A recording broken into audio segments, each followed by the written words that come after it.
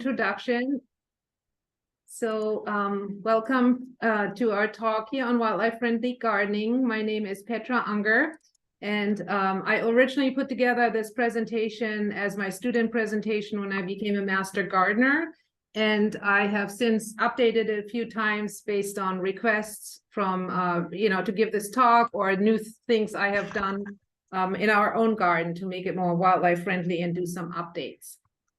So the whole idea of wildlife-friendly gardening for me was based on this idea to have habitat instead of just lawn.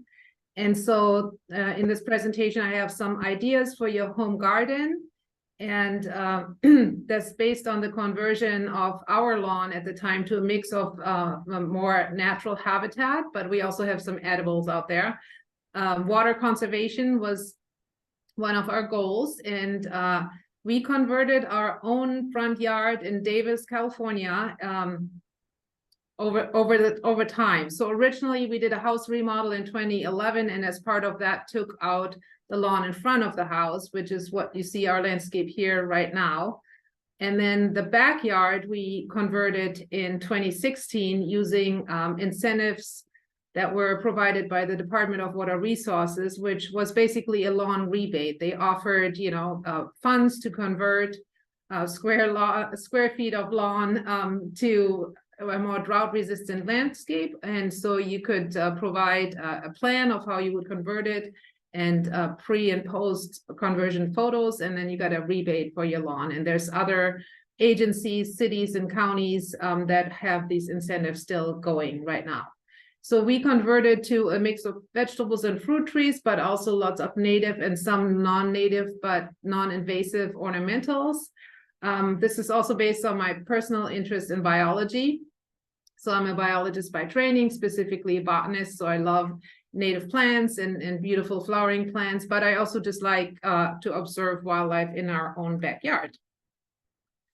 So here's some of the scenes of things. All of what you see here, or most of what you see here, was previously lawn. And so as you can see, we have converted this to a mix of sort of the mulched landscapes along with flowering native plants for, showiness, but also nectar. But you can also see that we have some raised gardens with drip irrigation for vegetables.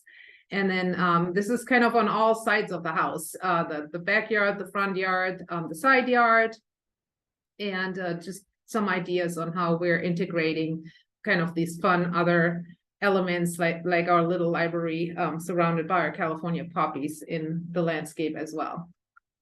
So why wildlife-friendly gardening?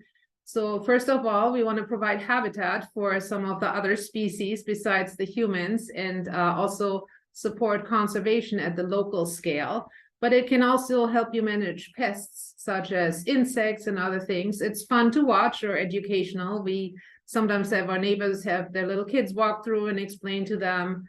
You can support citizen science if you're into that and report those observations of birds or insects or other wildlife you make in your own front yard.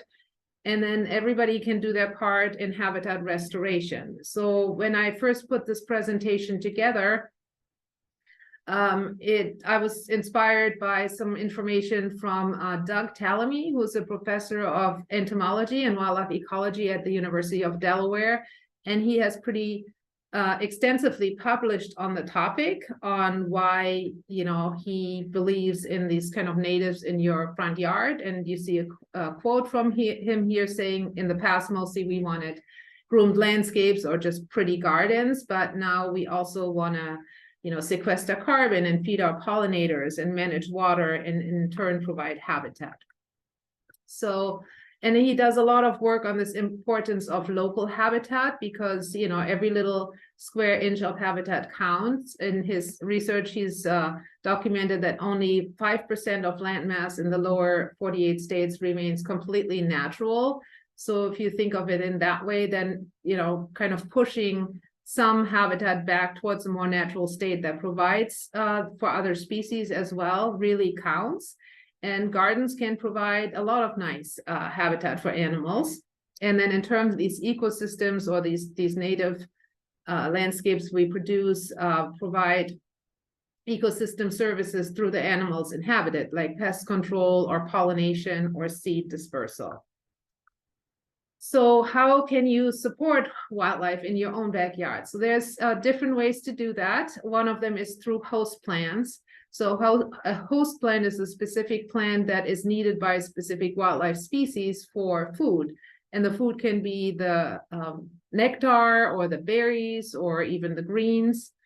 And so again, based on the research by Dr. Tallamy, native landscapes provide a lot of habitat, about 35 more times than non-native landscapes for native butterflies and their caterpillars. And then in turn, 90% of our terrestrial birds rely on insects to feed their young, and specifically on those caterpillars, because they're really great and nutritious food.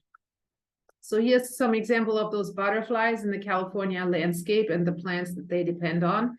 So on the top right here, this is the pipevine swallowtail, native butterfly on the pipevine leaf.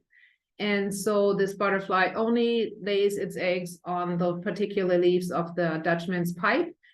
We planted one of those Dutchman's pipe in our garden, and 2 years later, we had pipevine swallowtail butterflies. One that's a lot more well-known maybe is the California monarch with its caterpillar and its butterfly here.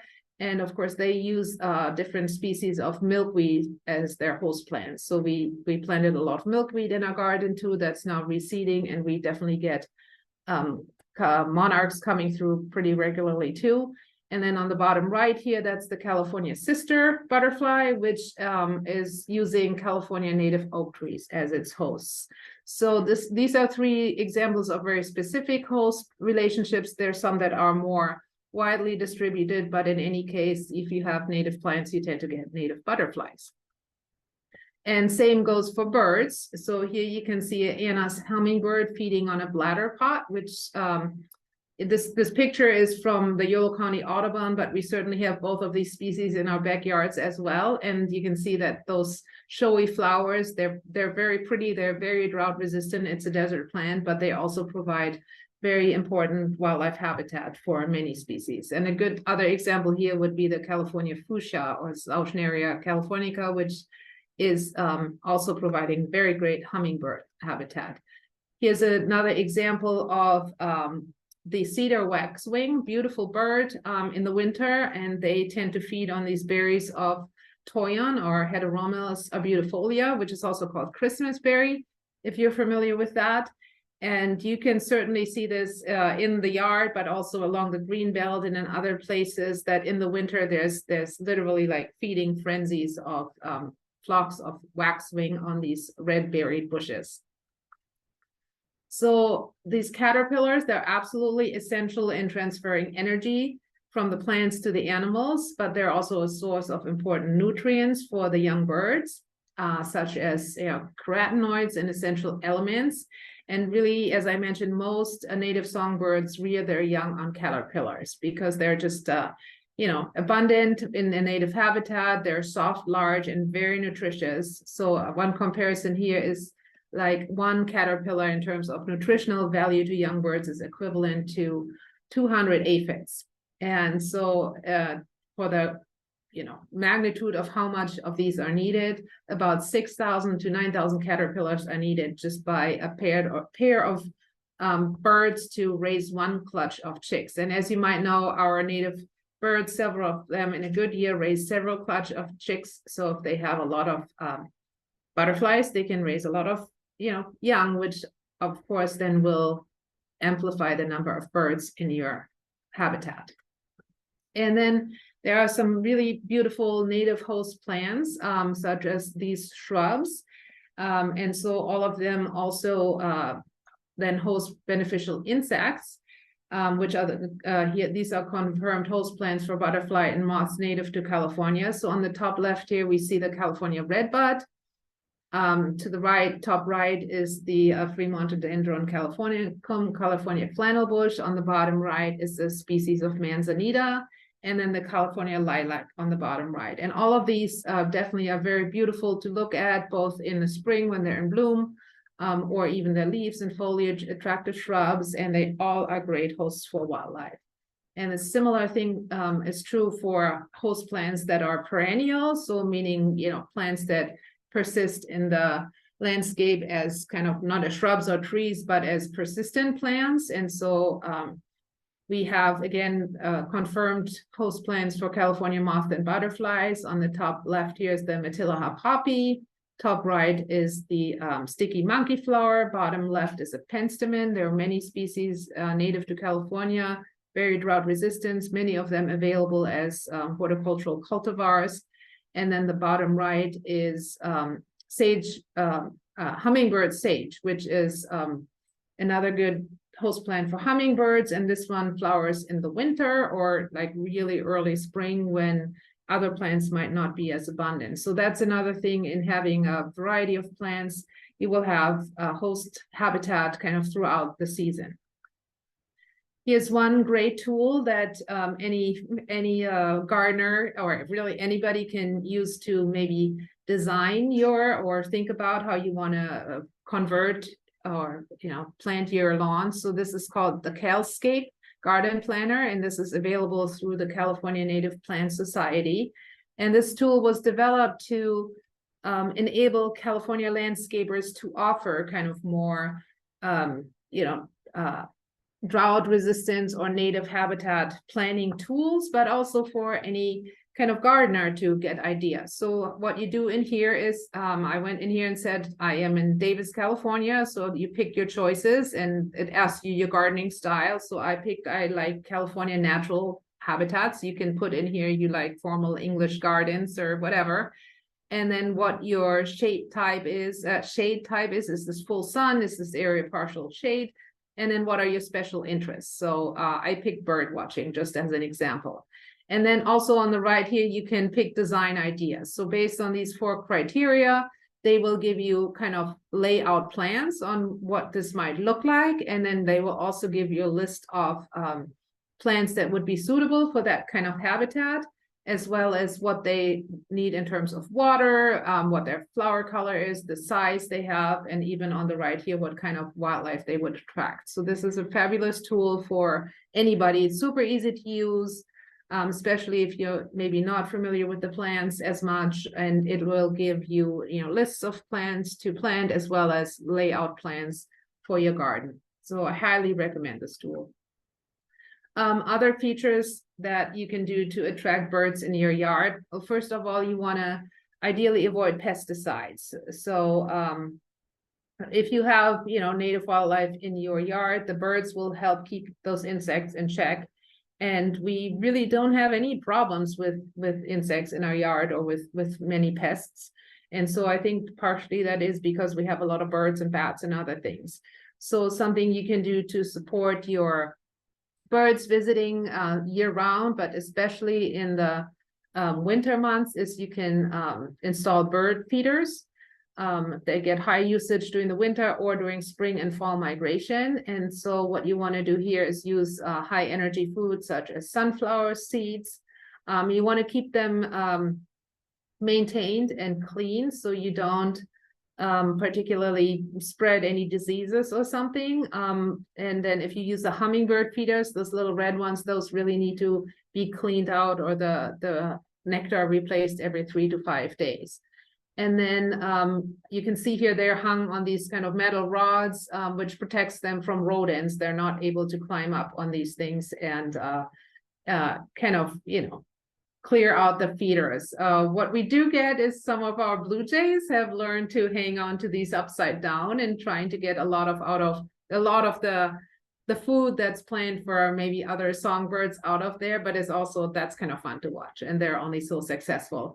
If you do have feeders, you want to look for any local alerts, such as in California or specifically in Davis, we had an outbreak of salmonella a while ago that was affecting pine siskins. So the local Audubon actually asked everybody to take down their feeders for a little while to not attract places where they would aggregate in large numbers and maybe spread that disease. So if you do have feeders, they're a lot of fun, but they definitely do require some maintenance, and then you want to be aware of anything else going on with the bird populations.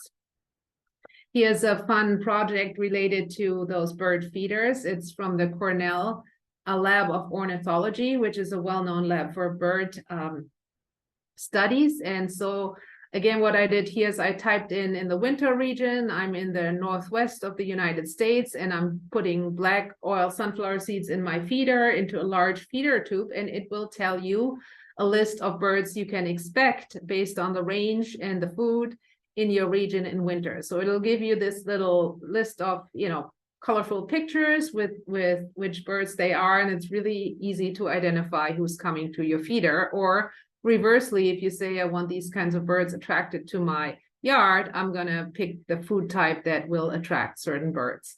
And so this kind of goes to that citizen science crossover, and there's just some fun tools out there to play with as you are designing your yard.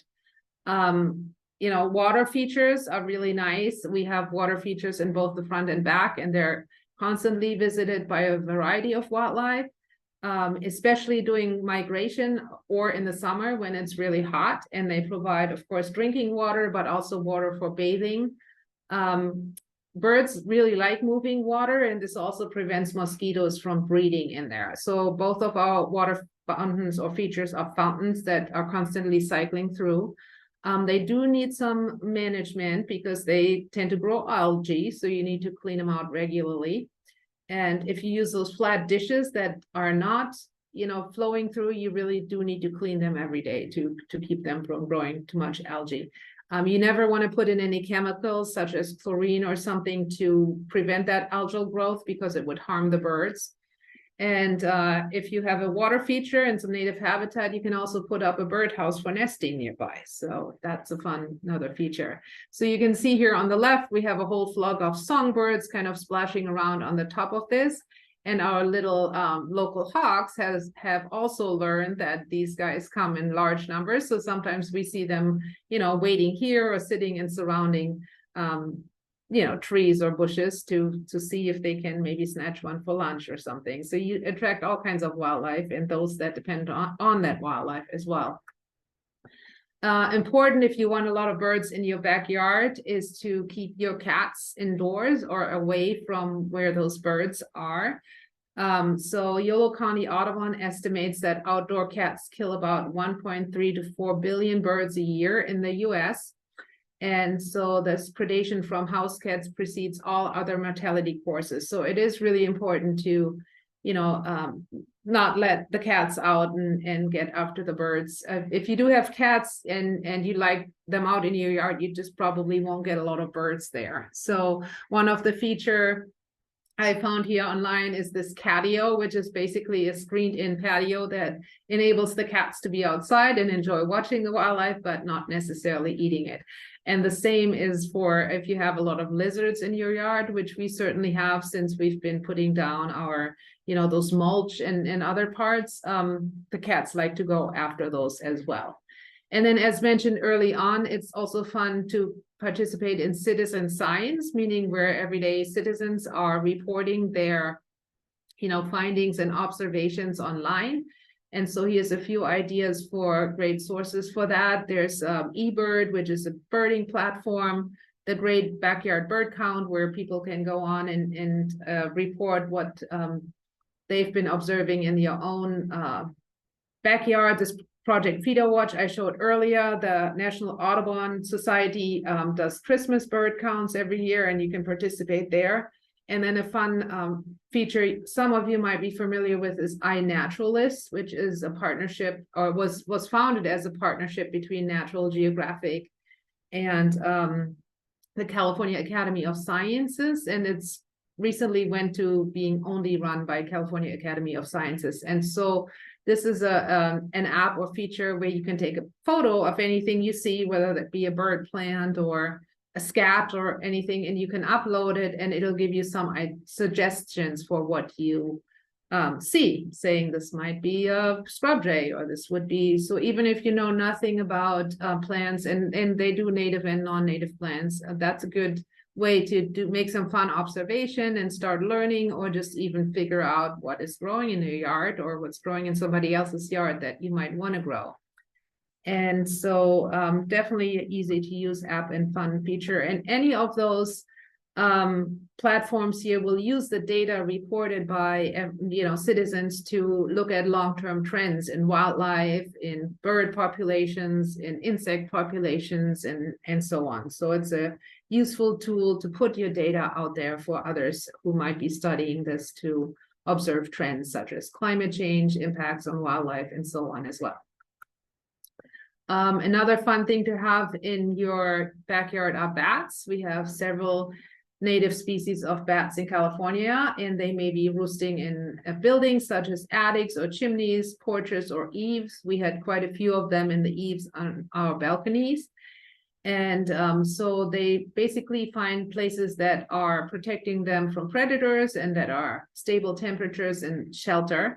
And you will know you have bats by either, you might observe them as they're emerging from those shelters, or you might just be seeing stains from their oil or droppings.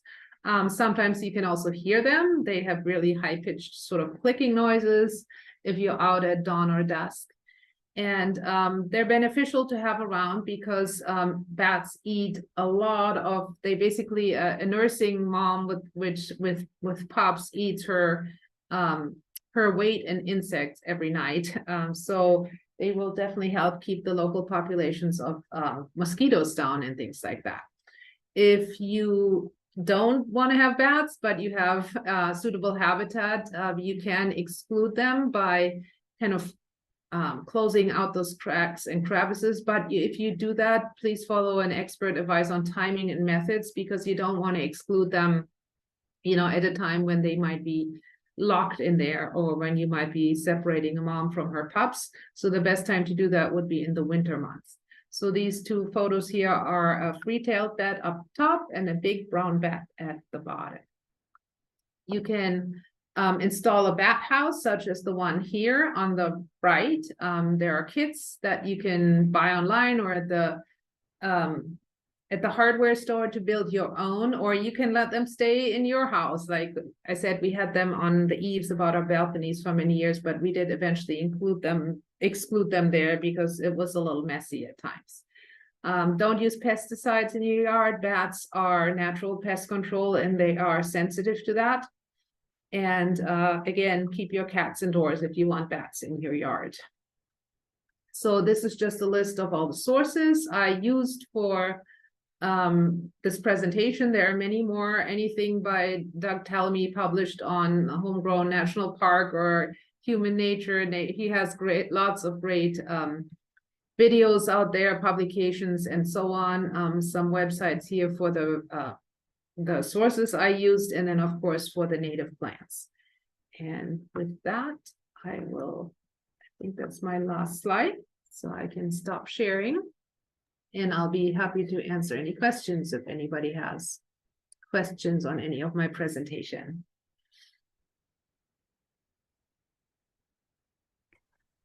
Petra, there was a couple of questions in the chat. Do you want me to read them, or do you? I can look, or okay. I can, let's see. What was that native blue butterfly? That was the pipevine swallowtail. On the Dutchman's pipe is the plant, Aristolochia californica, and then the butterfly was the pipevine swallowtail. Oh yeah, and I can see somebody answered that. And then can you please use the slideshow function? Oh, I'm sorry about that. Didn't see that. Do I recommend a particular type of brand or bird seed? No, I would say, we buy whatever is on sale there at Ace Hardware or something. They often have, buy one, get one free. If you do want to attract a particular kind of bird, then you might want to look at that to see, who eats, there's some like thistle seeds for little finches. If you do use those though, then you'll also, all the stuff that falls on the ground will obviously sprout into thistles as well. So I don't like thistle seed as a one, but we use, whatever brand and see who comes. Okay, I just asked everyone if they to unmute so they can ask you questions. Yeah. And I see John has his hand up. John Whitehead, you want to unmute yourself and ask the question? Yeah, hi Petra. Hi, John. I wonder if you could say hi to Ron. I wonder if you could say a few words about weeds and your pathways, you know, what your walkways through your yard, and weeds growing in walkways, or how do you maintain that or build the walkways, or weeds growing in your other plant areas. And maybe another related question is, how important is it if you're not lucky enough to have neighbors who control their weeds? Yeah, so our walkways, as you saw on, I think, one of the earlier pictures, so we have different types of walkways. So we have kind of the main walkway through the yard is stamped, what do you call it? Decomposed granite, DG, and then we have flagstone walking stops about that. And so on that, like, hardly anything grows because it's so stamped down, and the you know, the flagstone walkways. How deep? Oh, it's pretty deep. I would say several inches deep. And we installed that with that remodel. And we have kind of refilled some areas of it once, just because we had a little extra from somewhere else. So if you have that, I mean, that, you know, if it's stamped and I barely ever have a weed pop up in there. For the rest of the yard, as you saw, we have a lot of mulch there.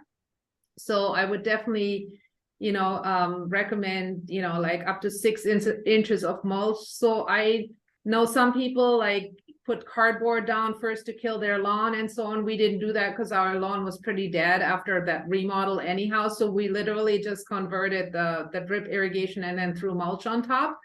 And we do pretty regularly replenish some of that mulch, just because, you know, sometimes it blows away or even floats away with winter rains like we had last year. But 6 inches deep of mulch is definitely good for suppressing the weeds, and it's also good as a kind of source of nutrients for your shrubs and whatever grows in that drought-resistant landscape. And it also really helps with keeping the watering down, because it keeps the moisture in and the sun doesn't beat on the soil.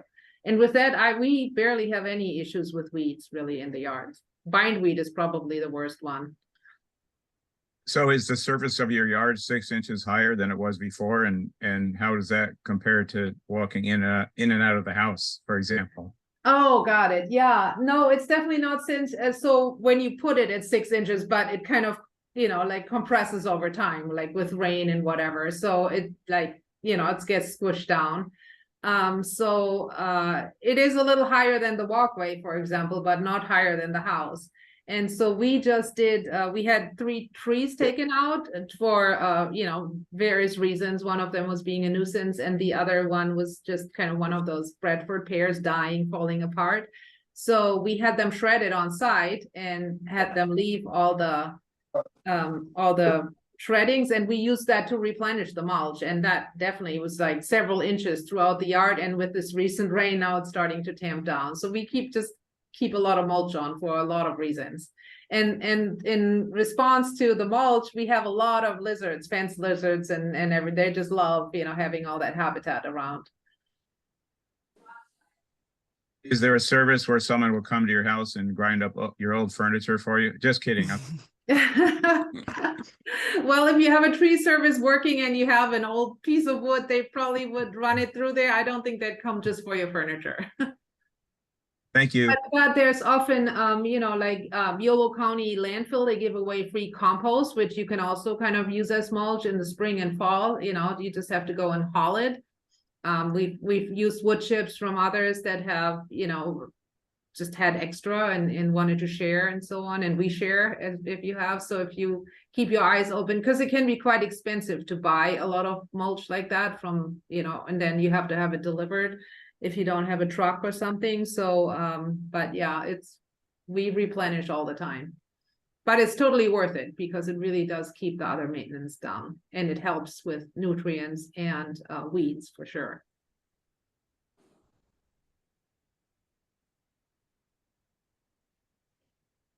Great. Anybody else have questions? Petra, just a comment. Chipdrop.com is a clearinghouse for tree companies looking to get rid of wood chips. And if your property is closer than the landfill, then Uh-huh. they'll often bring them for free. Or Great. you can offer Mhm. a small amount of compensation and you may get yours sooner than somebody else. Yeah, great point, Rich. When we had those 3 trees taken out, they actually, we had asked our neighbors if anybody was interested, and they brought 1 truckload over to our neighbors for free while they were at it too, so. Yeah, very It's good. definitely, but that's a good to know.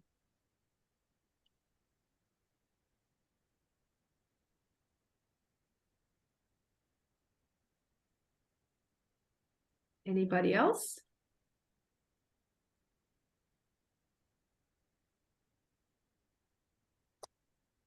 Oh, just a follow-up question. I noticed that your presentation was recorded and had so much good information on it. How do we get a copy of your presentation? After the presentation, I send it to the Yellow County Master Gardeners, and it is uploaded. I'm not sure when, but that's what I do with it. Very good. Yeah, and Rich, in the meantime, if you want a copy of the presentation, I'm happy to send it to you as well. Oh, very good. I will. Out there for whoever wants to use it, just trying to get the word out. Excellent. Yeah.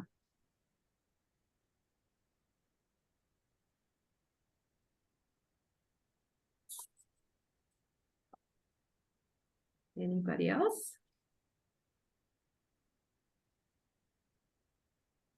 All right.